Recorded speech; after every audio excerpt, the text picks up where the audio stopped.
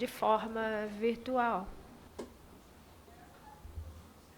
Obrigado, deputada Rogéria. Muito boa tarde a todos e todas. Cumprimento os deputados presentes nessa importante sessão e agradeço o convite feito pelo Vinícius, secretário, né, ao nosso ingresso nesse dia de hoje, apresentando, algumas das preocupações da Data Privacy Brasil e já agradeço aqui a Marmelo por ter feito a menção ao nosso estudo que eu pretendo também apresentar aqui hoje, que é esse mapeamento dos projetos e o que pode ser priorizado dentro desse grupo de trabalho. Eu sou co-diretor da Data Privacy Brasil, né, então é uma entidade que trabalha com ensino e pesquisa em direitos digitais desde 2018. E quero destacar que o ponto de partida dessa conversa tem que ser uma boa compreensão das evidências empíricas, né, dos dados, da transformação factual que está em curso, né, ou seja, a TIC Kids On, um mapeamento muito completo sobre o cenário da conectividade dessas crianças e adolescentes, né, com 93% da população usando a internet. E se nós olharmos especificamente a pesquisa das estatísticas de fevereiro de 2015, agora do CETIC, é um dado muito importante, né, que há 10 anos atrás, 9% das crianças de 0 a 2 anos tinham acesso à internet e dispositivos, e agora 44%. 41% das crianças de 6 a 8 anos com conectividade e acesso, e agora 82%. Então, é uma transformação muito importante, sociologicamente falando, para as infâncias e para os impactos que nós temos, nesses grupos. Data Privacy Brasil já tem trabalhado há muitos anos com esse tema de crianças e adolescentes no ambiente digital, fazendo a interpretação do artigo 14 da LGPD. Apresentamos contribuições específicas sobre perfilamento à ONU em 2021, na consulta do Comentário Geral 25.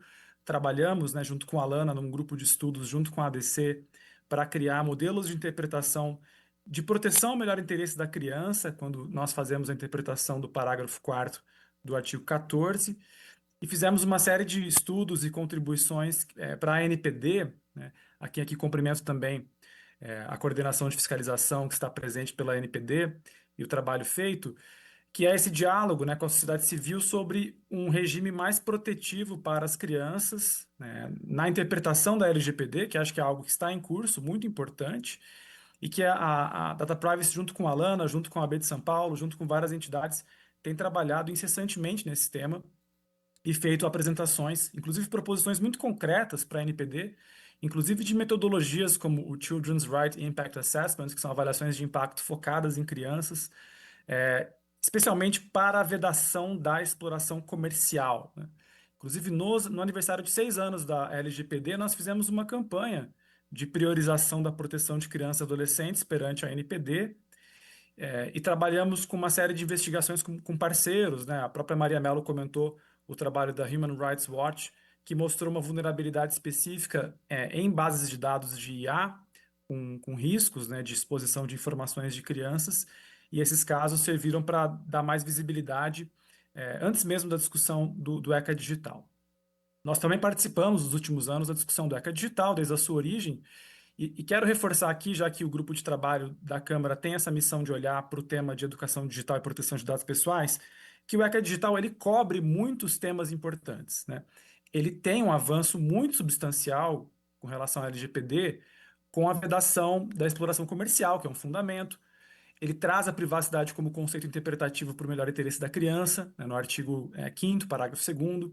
Ele proíbe técnicas de perfilamento para a publicidade direcionada, ele proíbe o emprego de análise emocional, realidade virtual, ele proíbe que isso seja feito, inclusive, no nível de dados grupais e coletivos, né, que é um problema que nós também atacamos junto à NPD no caso das EdTechs, as tecnologias de educação em Minas Gerais e São Paulo, dado, né, o risco de uma exploração comercial dos metadados, não daquela informação de comunicação das crianças, mas sim do padrão de utilização dos aplicativos pelas crianças e que isso está vedado pelo ECA. Então, o ECA ele é um avanço muito importante, substancial, nessas normas proibitivas da exploração comercial, e da datificação da infância.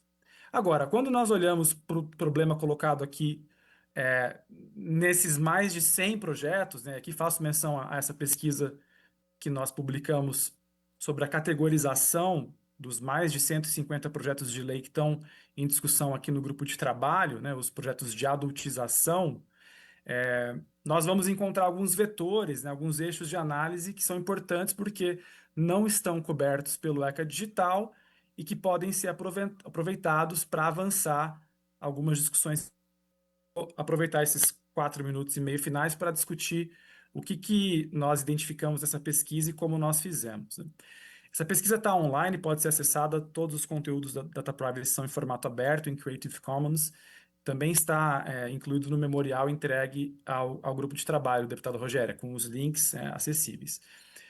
O primeiro ponto importante é que há 5 anos atrás, quando nós fizemos uma pesquisa empírica sobre os projetos de lei sobre crianças no Congresso, nós identificamos naquela época uma primazia, né, um domínio dos projetos de tipificação penal. Por exemplo, expor uma informação de uma criança que passou por um atendimento médico após um caso de abuso ou aborto, né? Como houve muitas polêmicas nesse sentido há 4 ou 5 anos atrás. Hoje, né, no panorama dos projetos que nós criamos, a taxonomia e classificamos, a maioria tenta enfrentar o problema da regulação econômica e dos modelos de negócio por trás. Há, claro, uma grande quantidade de normas de direito penal, mas aparece também uma grande quantidade de normas sobre saúde digital, sobre políticas públicas nesse sentido. E quando nós mergulhamos ali especificamente nos projetos de lei que são de educação digital, né, ou de saúde mental, a gente encontra uma subdivisão entre alguns projetos que são interessantes.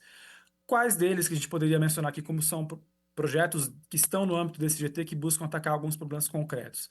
O PL 5597, por exemplo, né, que tenta trazer a discussão da educação midiática para dentro da Lei de Diretrizes e Bases, e aqui fazendo coro, né, a importante fala da Sheili, a educação sexual, sem dúvidas, deve fazer parte como pilar, né, dessa campanha de educação digital e de educação midiática.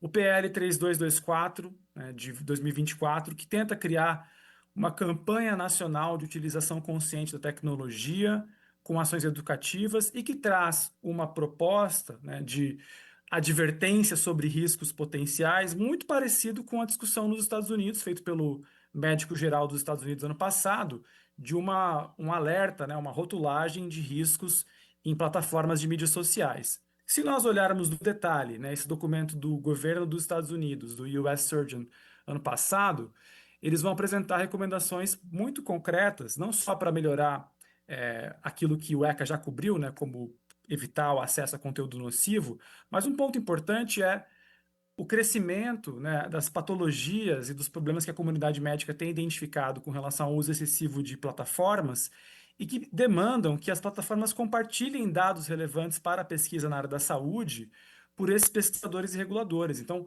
a própria recomendação do governo dos Estados Unidos é que as empresas compartilhem os dados relevantes se elas tiverem consciência nos seus times de prevenção de riscos que há patologias, usos relacionados a possíveis problemas mentais ou desordens mentais, que essas informações sejam agregadas, protegendo a privacidade dos usuários, mas sejam compartilhadas para formular políticas públicas que buscam conter esse tipo de risco. E o PL 2139, que caminha numa direção semelhante, tentando trazer essa proposta de rotulagem, mas com um diálogo mais próximo com o Código de Defesa do Consumidor. Se nós olharmos, acho que esse é o último ponto que eu chamo a atenção, o PL 2310/2025, da Duda Salabert, traz uma dimensão explícita com privacidade e proteção de dados pessoais de uma outra forma. Primeiro, porque é um projeto que vai atacar a questão do influenciador mirim digital, né? E tentando vedar que esses influenciadores façam uma exposição excessiva da imagem ou da vida privada. E depois trazendo algo que não está na LGPD e nem no ECA Digital, que seria esse direito ao esquecimento digital. Aquele adolescente que fez uma produção de conteúdo, que depois na sua vida de jovem trabalhador ou adulto na universidade se arrepende, né? E não há um mecanismo direto de direitos de personalidade para uma exclusão automatizada. Então, concluindo, o ECA Digital, né, ele avançou substancialmente em proteção de dados pessoais, corroborando a Sheili. O que é faltante são normas e políticas de educação digital e como ensinar direitos digitais para professores e coordenadores pedagógicos. E o grupo de trabalho poderia focalizar isso que eu trouxe na apresentação, que são as regras sobre o compartilhamento de dados de saúde mental, respeitando a privacidade, os direitos de personalidade de esquecimento digital para influenciadores digitais e essas normas que são sobre conscientização sobre os riscos, né? Sobre como funcionam os perfilamentos e como eles condicionam a nossa vida digital, especialmente de crianças e adolescentes. Eu deixo aqui as indicações e agradeço pelo tempo e oportunidade de compartilhar com vocês. Obrigado. Muito obrigada, Rafael. E assim